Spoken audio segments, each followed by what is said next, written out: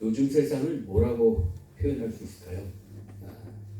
모든 지식들이 의미가 없어졌다 이렇게 말합니다. 왜냐하면 대학을 다녀도 뭐 해도 검색 잘하는 사람보다 못한다 라고 하니까 챗 GPT라는 게 나오면서 인공지능이 모든 것을 대신하고 인간들이 가지고 있는 모든 자료들을 전부 인공지능이 머릿속에다 집어넣어놨어요. 그래서 뭘 물어보면 거기 안에서 전부 답을 해내는 겁니다. 그러니까 어느 학교의 어느 최고의 모습들보다 더 완벽한 대답들을 물론 실수들도 합니다. 아직까지는 완전하지 않지만 불과 10년 이내에는 정말 완벽한 모습들로 이게 자라날 거다라고 이야기하면서 인류가 쌓아오는 지식, 학문 이런 것들이 개인이 가지고 있는 건 별로 의미가 없고 검색을 얼마나 디테일하게 잘할 수 있느냐에 따라서 최고의 사람이 된다. 우리 젊은이들은 지금 다른 교육들보다 더 검색을 얼마나 이것에 대해 전문성 있게 질문을 해낼 수 있느냐 여기에 더 집중해야 된다는 말들도 교육 전문가들이 하고 있는 이런 실정입니다.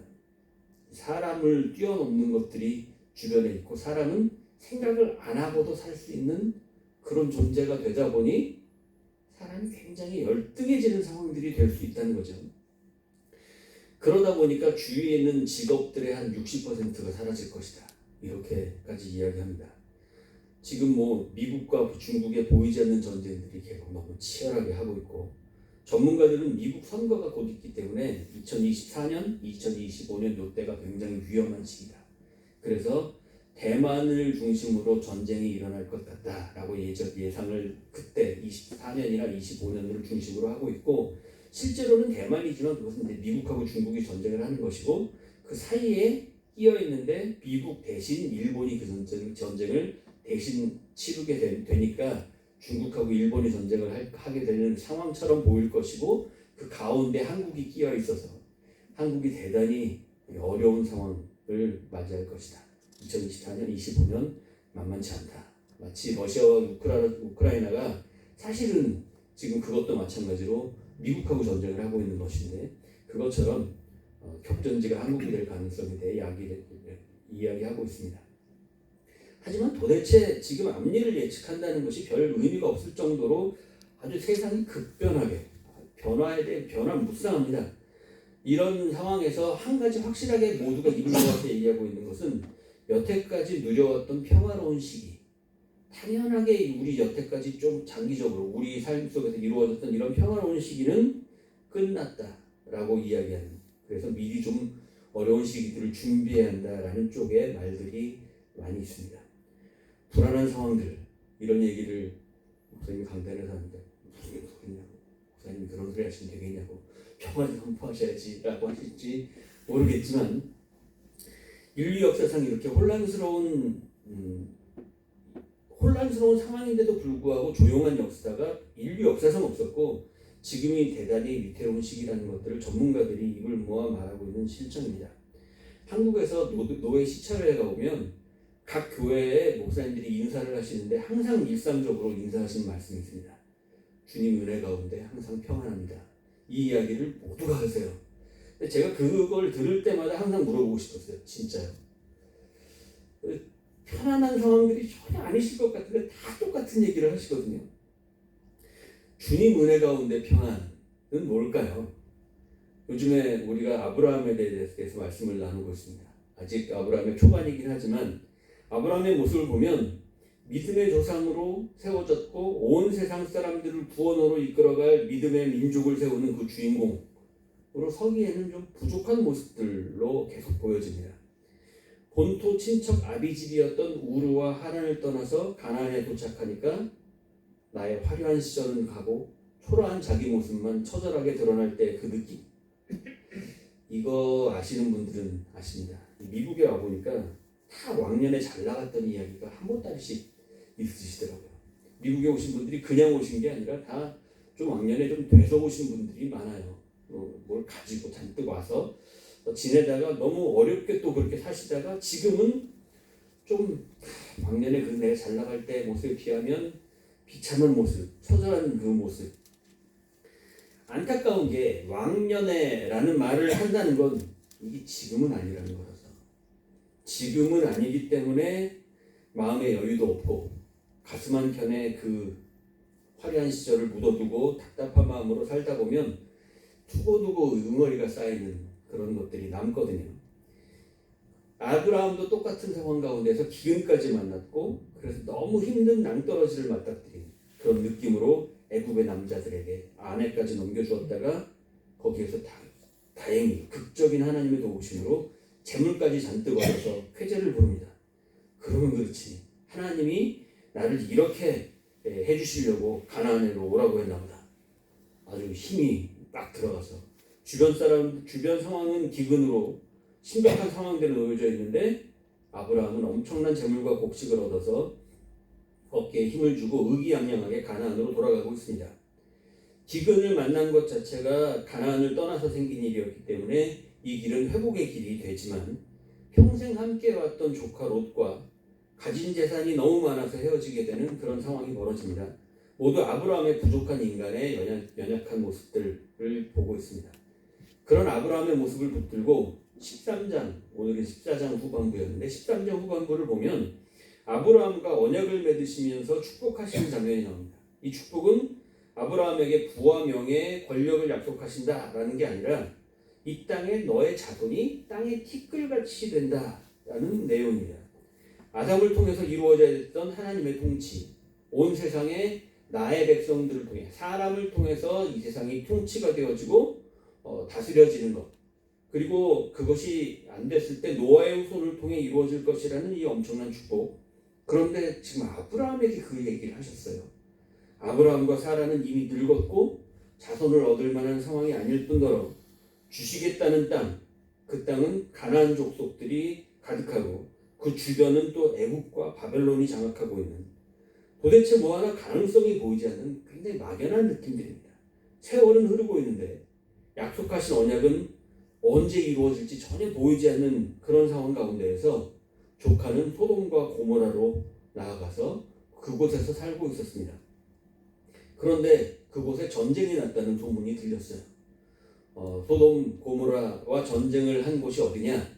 우리 여러분들 그동안 이 장면을 얼마나 성경을 자세하게 읽으셨는지 모르지만 우리가 지금 말씀을 계속해서 나누다 보니까 우르, 아브라함의 고향 땅이 얼마나 멋있는 곳이었고 얼마나 막강했던 곳인지를 잘 배웠었어요. 우르라는 곳, 그리고 그 당시에는 우르 남무라는 왕이 있었는데 전 세계에서 가장 강력한 국가를 이뤘다라고 하는 바로 그 시기예요. 그 시기에 전쟁을 했는데 지금 소돔과 고모라 그 가나안 지역이거든요. 이스라엘 땅, 나중에 이스라엘 땅이었던 바로 그 지역의 왕들이 5왕이 연합해서 반역을 저지른 겁니다. 어느 나라의 반역을 저질렀냐면 바로 그 우르 지역, 바벨론 땅에 있었던 왕들. 여기는 왕들이 여럿 나오는데 왜 왕이 여럿이냐면 그 당시에는 성읍을 짓죠. 성을 짓고 그 성의 성주가 왕이 되잖아요, 보통. 그러다 보니까 성읍 이렇게 떨어져 있는 그곳에 왕들이 있잖아요. 그래서 그 왕들이 연합을 해서 이제 싸우게 되는 겁니다. 우르라는 지역, 그리고 하란이라는 지역, 이곳을 지배하고 있는 그 지역의 네 왕이 5왕이 아래에서 가나안 지역에서 반역을 일으켰어요. 반역은 뭐냐? 그 당시엔 뻔합니다. 점령을 하면 뭘 원하냐면 조공을 원하는 겁니다. 힘으로 점령했으니까 내놓으라는 겁니다. 그러면 조공을 바쳐야 되는 것이고, 그러면 이 사람들이 반역을 저지른 건 뭐냐? 조공 더 이상 안 바치겠다. 이게 반역입니다. 여기에서 12년간 조공을 바치다가 도저히 안 되겠어서 반역을 저질렀다. 13년째 반역을 저질렀다. 12년 또 완전수가 나오죠. 지긋지긋하게 조공을 바쳤다는 겁니다. 아주 짓밟혀서 잔인하게 어려운 일들을 겪었는데 그거 참다 못 참아서 더 이상은 못 참기 때문에 벌어진 이 반역이 이루어졌던 거예요. 막강한 우르에게 완전히 비참하게 지배를 당하고 살다 더 이상은 못 참겠다라고 5나라가 힘을 합해서 대항했는데 이 상대가 안 됩니다. 왜냐하면 그쪽 지역은 너무 막강한 지역이기 때문에, 우르와 하란의 그쪽 사람들이기 때문에요. 여기 지도를 보면 우르 연합군이 저 위쪽에 지금 하얀색 글씨로 있습니다. 그쪽 지역, 특히 저기에서 좀 더 오른쪽으로 있는 지역이에요. 그런데 그 지역에 있는 그 우르라는 땅, 하란이라는 땅에 그쪽 왕들이 지금 맨 오른쪽에 있는 화살표를 가지고 쳐들어 내려오는 겁니다. 계속해서 짓밟히고 내려와서 지금 가운데 아브라함의 추격이라고 써 있는 옆쪽에 보면 있는 화살표 거기에서 전쟁에서 대패를 하고 밑으로 쫓겨와서 저 밑에 역청구덩이에 소돔과 고모라 왕이 빠져 있는 상황들을 봅니다. 그냥 순식간에 쭉 내려와서 진격해 버렸고 다 점령당해 버렸어요. 워낙 상대가 안 되니까. 근데 구약에 굉장히 자료로 활용되고 있는 책이 하나 있습니다. 야살의 책이라고 하는 많은 학자들이 보고 있는 그 책인데 그 야살의 책에 보면 이 전쟁이 등장합니다. 그런데 이 전쟁이 우르 바벨론 지역의 연합군 숫자를 몇 명이라고 이야기하느냐? 80만 명이라고 얘기합니다. 80만 대군이네요. 뭐 그게 정말로 80만 명이었는지 모르지만 정말 당시의 그 상황으로 보면 어마어마한 세계에서 가장 강력한 군대가 80만 명이 내려왔다라고 이야기를 하고 있습니다. 덤비면 안 됐던 거죠. 아무리 죽겠어도 조공을 바치는 게 나을 뻔했던 상황이었어요. 지난번에 말씀드렸지만 우르 바벨론은 워낙 막강한 위력을 발휘하고 있었고 전쟁에서 가나안 연합군은 대패를 하고 소돔 왕은 역청구덩이에 빠져서 거기에 숨어서 생명을 유지하게 됩니다. 상황은 너무 비참합니다. 엄청나게 잔인하고 무자비한 군대는 가나안 지역을 완전히 쓸어버렸습니다. 그런데 신기한 게 있습니다. 내려오는 길에 지금 저 옆에 보면 왼쪽에 있는 빨간색 쪽 라인이 아브라함이 살던 지역입니다. 그러니까 내려오면서 전체적으로 그 땅 지역을 다 점령하고 싶었으면 저쪽으로도 갈 수 있었어요. 왜냐하면 80만 명이나 되니까 군대 나누어가지고 양쪽을 다 쓸어버릴 수 있는 상황이거든요. 그런데 그런 상황에서 아브라함은 영향을 받지 않는다는 겁니다. 아브라함이 지냈던 마므레 상수리 숲을 이거 아브라함이 굉장히 답답해했던 상황이잖아요. 기껏 우르버리고 왔더니 마므레 상수리 숲이 뭐냐 이랬던 그 자리잖아요. 그런데 점령군 입장에서는 그곳이 관심 있는 곳이 아닌 겁니다. 그래서 사람들이 많이 거주하고 있는 좀 발전된 도시라야 쳐들어가고 빼앗고 챙기고 할 텐데 이 마므레 상수리 숲에서 텐트 치고 사는 유목민들 뭐 텐트 치고 사는 사람들이 뭐 가진 게 있겠어? 신경도 안 쓴 겁니다. 그쪽으로는 안 간 거예요. 이동 경로로 보면 저쪽도 노릴만 했는데 아브라함은 영향을 받지 않았습니다.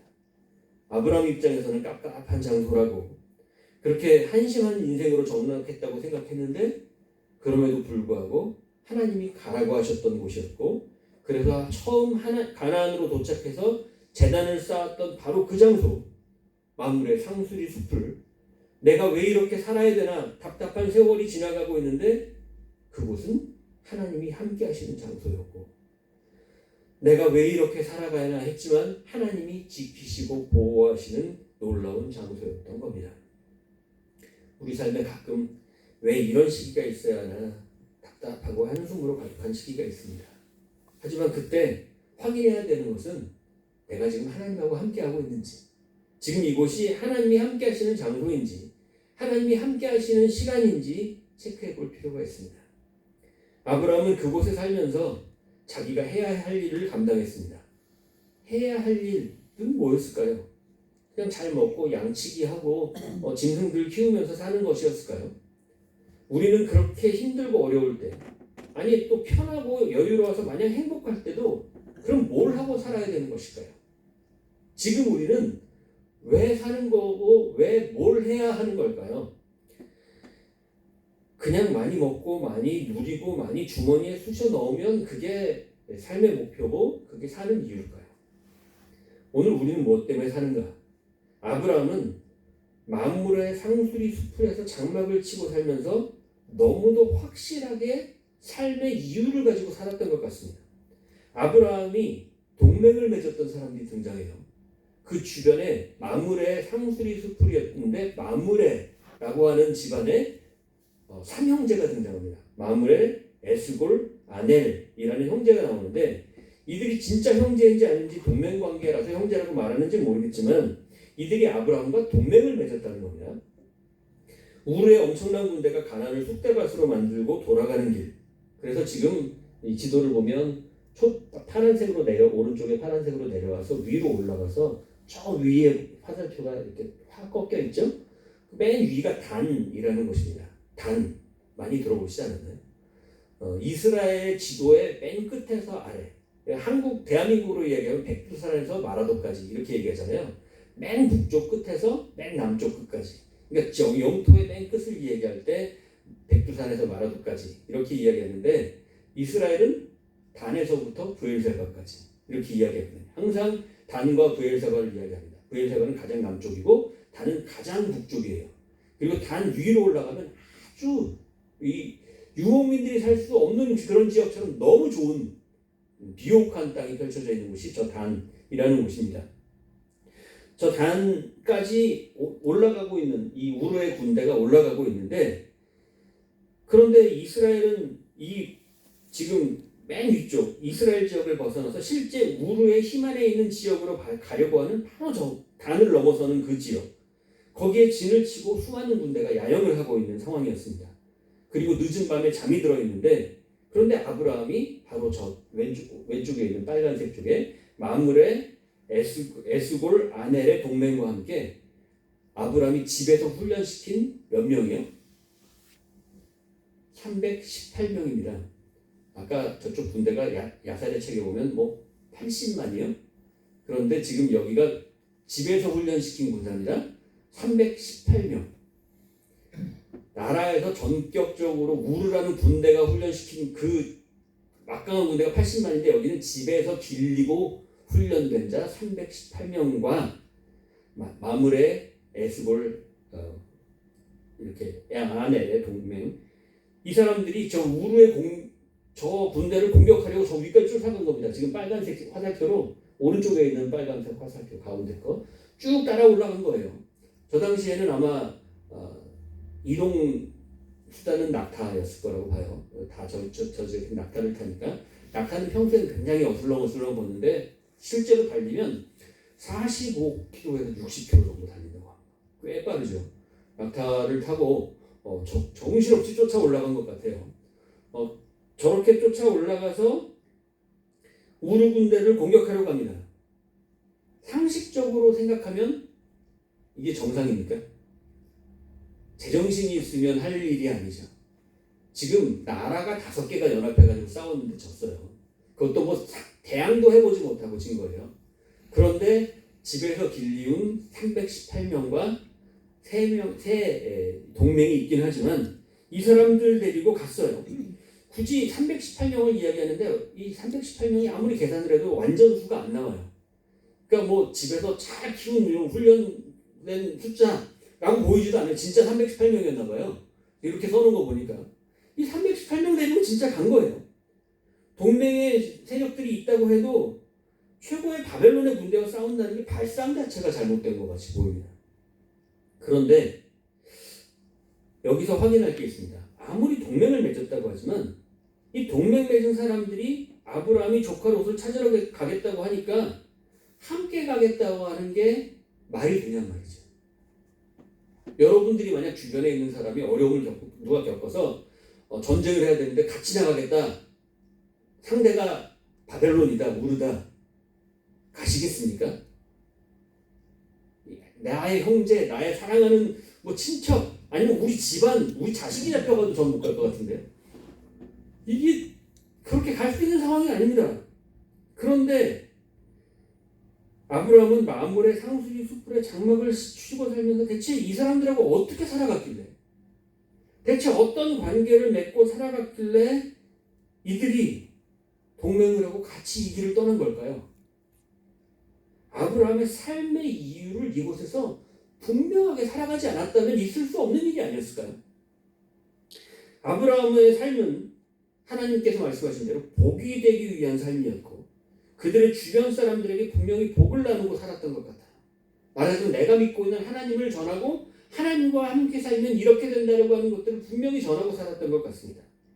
아마 그들의 어쩌면 마므레 에스골 아넬의 상황 가운데 더 죽은 것 같은 상황이 있었을 때 아브라함이 동참해줬는지 모르죠. 아브라함이 그런 상황들을 언제든지 내일처럼 여기고 함께 해주지 않았다면 그런 일들을 해주지 않았다면 그들의 십자가를 함께 지고 나아가는 일이 없었다면 이런 상황 가운데에서 말도 안 되는 전쟁에 너무 더 죽을 게 당연한데 동참한다는 게 있을 수 없는 일 아니겠습니까? 뭔가 은혜를 받은 이것보다 더한 은혜를 받은 일이 없었다면 이 사람들이 대단한 사람들이지. 성경에는 이 사람들이 나와야 되는 거지 아브라함이 아니죠.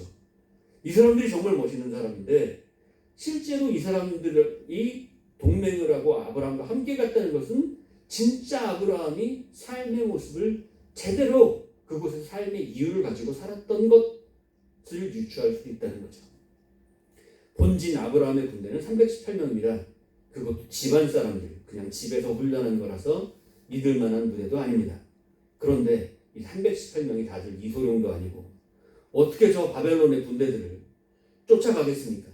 그런데 단에서 잠들어 있는 이 부대를 성경 말씀 모두 무찔러 버렸습니다. 바벨론을 물리치는 아브라함의 이 전쟁, 포로로 잡힌 롯을 구원하는 이야기는 그냥 성경에 쓰여있는 아브라함을 신화처럼 만들려는 그런 모습이 아니라 저 우르 지역, 수메르 문명이죠.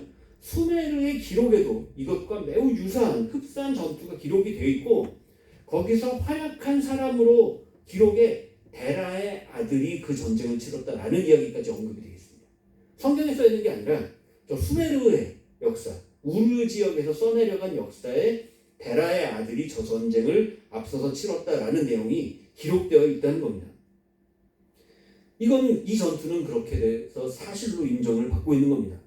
그러니 당시에 이 말씀이 들려졌던 사람들 누구였죠? 애굽의 포로가 되어 있었던 창세기의 독자들, 또 그리고 후대에 바벨론의 포로가 되어서 포로로 끌려가 있었던 백성들에게 이 이야기는 얼마나 가슴 벅찬 이야기가 될 수 있었을까요? 이제 아브라함은 승리하고 모든 재물과 사람들 그리고 조카 롯과 모든 소유를 다 그대로 아니 더 챙겨서 돌아오는 모습을 보면서 그들이 현재 고통받고 있지만 그 고통을 이겨내고 나중에는 우리는 회복될 것이다 라는 근거를 마련할 수 있었겠죠. 이 말도 안 되는 전쟁에서 승리하고 돌아오는 이 길을 두 왕이 나와서 맞이하는 장면이 오늘 본문입니다. 먼저 소돔왕을 먼저 이야기하겠습니다. 이 소돔왕은 아까 보니까 역청구덩이에 빠져 있다가 거기서 숨어서 목숨을 부지했다 이렇게 얘기가 됩니다. 역청, 이게 아스팔트라고 그랬죠. 그러니까 굉장히 끈끈해서 완전히 그냥 그 떡이 돼 있는 몸, 이거 씻느라고 엄청 걸렸겠죠. 그 준비하느라고 시간이 엄청 걸렸겠지만 아브라함이 지금 전쟁을 승리하고 돌아오고 소돔과 고모라의 모든 것을 다 가지고 오니까 이 왕이 너무 감사해서 나온 거잖아요. 그래서 아브라함을 맞이하려고 나왔는데 그런데 빈손으로 나왔어요. 12년간 고통받던 상황 가운데서 반역을 저질렀다가 이 패배를 하고 다 죽을 뻔한 상황, 자기도 죽고 모든 나라도 빼앗기고 조공도 앞으로 더 바쳐야 되는 상황, 이런 모든 것이 다 역전되어서 이제는 조공도 안 바쳐야 되고 모든 것들 다 해결돼 버린 너무도 좋은 상황이 됐는데 감사 표현이 일체 없고 이제 아브라함에게 가서 거래를 하는 겁니다. 무슨 아주 딜의 천재였던 것 같아요.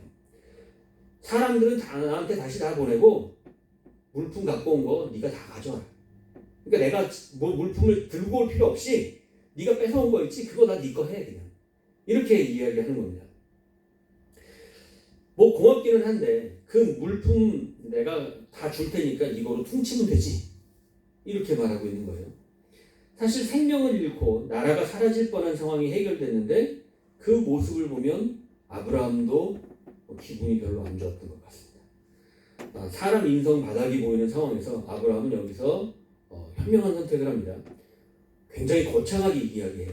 천지의 주되시오 지극히 높으신 하나님 여호와께 내가 손을 들어 맹세하노니 너의 말이 내가 아브라함 부자 만들어 줬다 라고 할 것 같으니까 난 너한테서 실 한 우럭이 신발끈 하나도 갖지 않겠다. 퇴퇴퇴 이렇게 이야기하는 겁니다. 아브라함 입장에서는 사실 이 전쟁이 조카 롯을 구하려고 했던 건데 자연스럽게 다른 왕들을 구하게 된 거죠. 그래서 그들한테 뭘 받으려고 했던 그런 전쟁이 아니었습니다. 처음부터. 재물은 아내마저 잃을 뻔했던 애굽에서도 하나님이 풍성히 주셨었고 집에서 기르고 함께한 사람들이 318명의 장정이었던 거 보면 그 가족들까지 생각해 보면 기본적으로 318명의 장정들의 가족들 치면 1000명은 훌쩍 넘지 않겠습니까? 아내가 있고 자식들이 있으면 1000명이 아니라 뭐 2000명도 2000명, 3000명도 될 수 있는 그런 세력을 지금 거느리고 있는 것이 아브라함이었습니다. 얼마나 막강한지 거기에다가 이 전쟁에서 이겼으니까 소문이 얼마나 확실하게 나겠습니까? 저 우르를 쫓아가서 이 다섯 나라 가나안 지역의 다섯 나라가 연합해서 싸우는데 전부 져가지고 왕들은 역청구덩이에 빠져서 숨어 있었는데 아브라함이 쫓아가서 이겼다. 이 소문이 이제 나니까 주변에서 얼마나 아브라함을 인정하겠습니까? 그러니 사실 그 당시의 분위기로 보면 힘을 가진 사람들은 다른 성읍 쳐들어가서 왕이 되는 건 너무 쉬운 일이에요. 힘을 가진 사람이 성읍을 빼앗지 않는 거는 어쩜 그 상황에서는 바보 같은 일. 주변은 절대 그렇게 하지 않아. 모두가 힘을 가졌으면 다 뺏어버리니까. 내가 왕이 돼버리니까. 그런데 아브라함은 그 일을 안 하고 상수리 숲에서 그냥 살고 있는 겁니다. 이것 자체가 굉장히 아브라함답 주변 사람들이 볼 때 저 사람은 특이하다. 왜 저러고 살지? 라고 하는 상황일 수밖에 없었던 겁니다. 그런 상황에서 하나님의 복이 되면 재물은 주시는 대로 따라오는 것이고 필요한 만큼 주시는 것이라는 것을 늘 확인하고 살았던 아브라함, 그리고 함께 해줄 동맹해 줄 이웃들도 얻었고 부족한 게 전혀 없다는 겁니다. 여기서 소돔 왕 말고 다른 한 사람이 등장합니다. 이 사람이 오늘 말씀의 주인공입니다. 살렘의 왕이라고도 하고 하나님의 위대한 제사장이라고 하는 멜기세덱이 등장합니다. 이 사람이 들고 환영한 것이 떡과 포도주입니다. 뭐 이렇게 보물들 뭐 거창한 거 아니고 떡과 포도주를 들고 환영하면서 축복을 합니다. 저 그림은 안타깝게 저 그림이 뒤로 넘어가 있는 것 같은데요. 루벤스의 그림을 제가 그려놨었는데 아브라함과 멜기세덱의 만남을 표현하는 그림이었습니다. 이 만남을 천사가 호위하고 굉장히 화려하게 주변을 표현해놨습니다. 떡과 포도주가 별거 아닌 것 같지만 사실은 전쟁에서 돌아오고 있는 사람들한테 제일 중요한 게 뭘까요? 음식하고 물이죠. 음료죠. 전쟁에서 저 먼 길을 올라갔다가 내려오고 있는 사람들이 지금 가장 필요한 건 사실 떡과 포도주가 가장 필요한 것일 겁니다. 그렇기 때문에 떡과 포도주를 가지고 지금 배고픈 사람들에게 대접을 하고 온 겁니다. 근데 이 떡과 포도주가 어디서 많이 듣던 느낌이죠. 성경에는 다른 데는 별로 나오지 않습니다. 이 떡과 포도주는 유일하게 예수님 최후의 만찬에서 예수님께서 나누어줬던 바로 그것이 떡과 포도주입니다. 멜렉이라고 하는 것은 왕이라는 뜻이고 세덱이라고 하는 것은 정이라는 뜻이라서 이름 자체가 정의의 왕이고 살렘의 왕인데 살렘은 샬롬이라는 뜻을 가지고 있습니다. 평화입니다. 평화의 왕, 정의의 왕. 그러면 누구하고 비슷하죠? 또 예수님하고 비슷합니다. 이 멜기세덱을 이야기할 때 성경을 이야기하는 사람은 예수님의 어떤 상징적인 모습을 가지고 있다. 그리고 어떤 사람들은 예수님의 또 현현의 모습이다. 이런 식으로 할 정도로 멜기세덱. 왜냐하면 너무 신비한 인물이에요. 전혀 성경에 다루고 있지 않고 나오는 것이 시편 110편에 보면 그냥 멜기세덱의 반차로 오실 메시아를 이야기합니다. 그거 하나 딱 구약에 등장합니다. 그 외에 멜기세덱이라는 인물이 전혀 등장하지 않아요. 구약의 시편 110편에 멜기세덱의 반차로 오신다. 반차라는 건 서열이라는 얘기입니다. 멜기세덱의 서열로 오신다라는 그런 내용을 가지고 있습니다. 그러다 보니까 이 사람이 워낙 특별하고 묘한 느낌을 가지고 있다 보니까 이단들이 내가 멜기세덱이다 이런 소리를 또 잘해요. 특히 이제 제7일 안식일 예수제일교, 한국에서는 하나님의 교회, 안상홍 증인회라고 하는 하나님의 교회 세력 엄청나죠. 신천지와 함께하는 2대 거물 이단이죠. 이 하나님의 교회가 안상홍 증인회라고 하는, 안상홍은 자기가 성령이라고도 주장했고 자기가 멜기세덱이라고 주장했는데 성령님은 1986년에 교통사고로 돌아가시죠.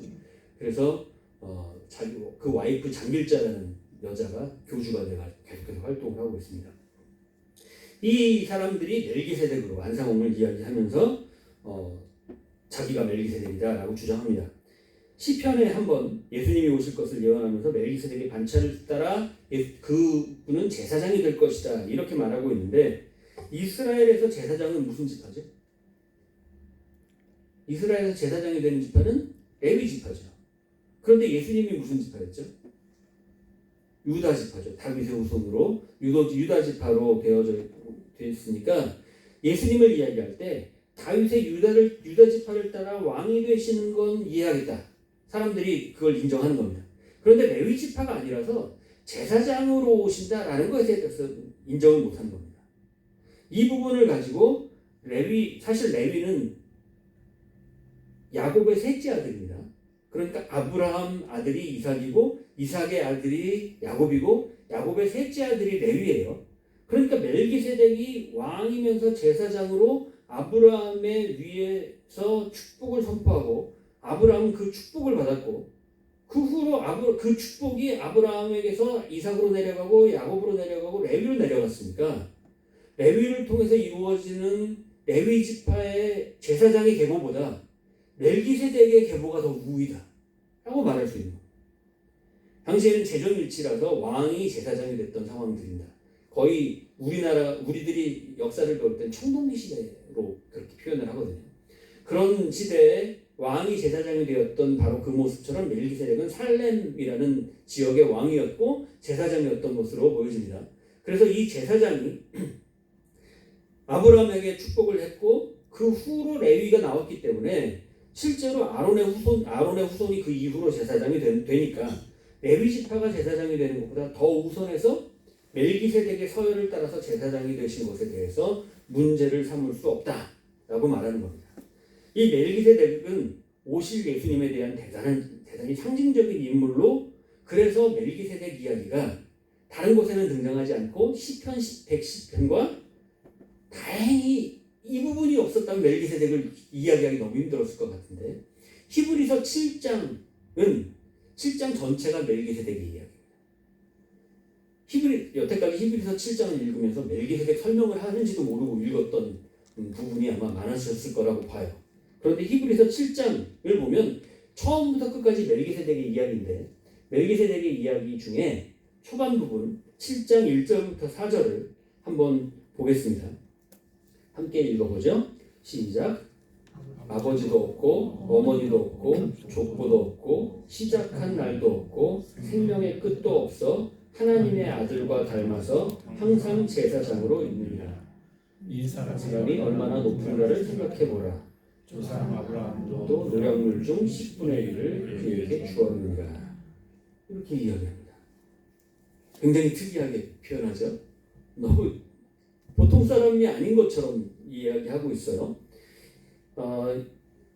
멜기세덱은 오실 예수님을 이야기하는 것처럼 보이고, 멜기세덱은 살렘의 왕이고 지극히 높으신 하나님의 제사장, 여러 왕을 쳐서 죽이고 돌아오는 아브라함을 만나 복을 빈자라. 아브라함의 모든 것의 10분의 1을 그에게 나누어줬다. 그 이름을 해석하면 먼저는 의의 왕이다. 그리고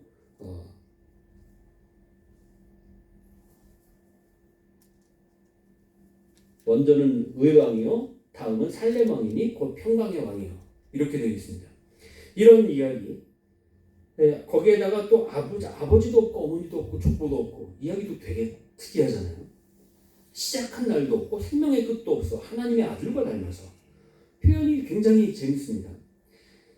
히브리서 기자가 사람들한테 이 말씀을 가르칠 때도 이 아비멜렉 이야기가 너무 설명하기 힘들어서 자기도 하다가 힘들다, 알아서 이건 하나님이 지혜 주시지 못하면 이해 잘 못해 라고 넘어갈 정도로 이 아비멜렉에 대한 이야기를 힘들게 표현하고 있습니다. 이렇게 예수님이 현현이라고 주장하는 해석에 천사가 아니냐, 대체 누구냐라고 말이 많지만, 더 확실한 것은 모두가 하나님을 거역한 것 같은 그런 시기, 선악과와 바벨탑의 죄악으로 살아가는 시대였던 것 같은 아브라함의 시대. 그런데 그때도 지극히 높으신 창조주 하나님을 섬기고 높이고 살아갔던 제사장이 존재했었던 것이고, 그가 아브라함에게 축복을 선포하고 있다는 겁니다. 마치 엘리야가 혼자 지쳐서 쓰러졌을 때 7천 명의 남겨진 사람들이 있었다라는 것을 말씀해 주셨던 것처럼 이 지역에 아브라함은 혼자서 하나님의 축복을 붙들고 살아간 것 같지만 주변에 보면 아브라함과 함께 할 수 있었던 동역자들이 있었다는 겁니다. 너희 대적을 내 손에 붙이신 지극히 높으신 하나님을 찬송할지로다. 그가 축복하는 내용입니다. 이 내용은 매우 확실합니다. 지금 너의 대적을 내 손에 붙이신 것, 너가 전쟁에서 이긴 것은 하나님이시다. 너 지금 전쟁에서 이기고 돌아왔지만 이 전쟁의 승리는 네 능력으로 한 것이 아닌 것을 알지 않냐. 왜냐면 가서 전쟁을 해봤더니 이길 수 있었던 전쟁이 아닌 걸 자기가 제일 잘하는 거예요. 그 군대들을 모두 이렇게 한밤에 죽이고 물리치고 쫓아낼 수 있었던 그 전쟁을 치러오면서 그 중심에서 이 전쟁은 하나님이 하시니까 되는 거지 라고 생각할 수밖에 없었던 것은 바로 그 전쟁을 치른 사람들이에요. 치른 사람들은 그렇게밖에 생각이 안 드는 겁니다. 이 상황이. 아브라함과 318명 그리고 동맹군들은 너무 확실히 보았습니다. 그들은 절대 그냥 힘으로는 이길 수 없는 막강한 군대였고 그들과 싸울 때 너무 확실하게 인정할 수밖에 없었던 사실이 이것은 100% 하나님이 하신 것이라는 것. 여호와 하나님이 이 모든 일들을 이끄시고 아브라함을 세우시고 하나님의 백성의 줄기를 이어주시려고 언약하셨기 때문에 보호하셨고 승리로 이끌어 주셨다는 것. 그리고 엄청난 체험을 몸소 겪은 아브라함이 감사하면서 10의 1조를 드리고 있는 모습이라는 겁니다. 이 11조를 드리고 있는 모습이 너무 감격적으로 아브라함에게 진심으로 표현되어지는 모습이라는 겁니다. 10의 1조를 드리는 것은 부담감 또는 답답한 모습으로 드리는 것이 아니라 세상에서 살면서 승리로 이끌어주시는 주님의 그 은혜에 너무 감사해서 그렇게 감격으로 드리는 것이 11조입니다. 이 승리의 느낌은 예전 애굽의 바벨론에 잡혀 고통 속에 부르짖던 노예들에게도 그랬고 오늘날 강력한 이 세상에 치여서 노예로 끌려다니면서 살아가고 있는 안타까운 우리들에게도 진정한 축복이 무엇인지 분명히 말해주고 있는 엄청난 복음이 됩니다.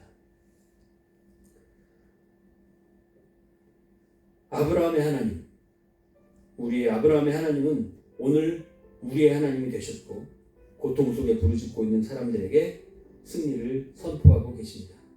그리고 우리가 있어야 할 곳, 하나님께 제단을 쌓는 곳에서 주변 사람들에게 복이 되어서 하나님의 살아계심을 선포하고 증거하는 사람으로 살아가는 것, 그리고 그들을 위해 십자가를 지고 그들의 고통스러운 현실을 함께 감당하며 도저히 이길 수 없을 것 같은 삶을 동행하고 손을 맞잡고 살아가면서 함께 이길 수 있는 길을 걸어가게 하는 것.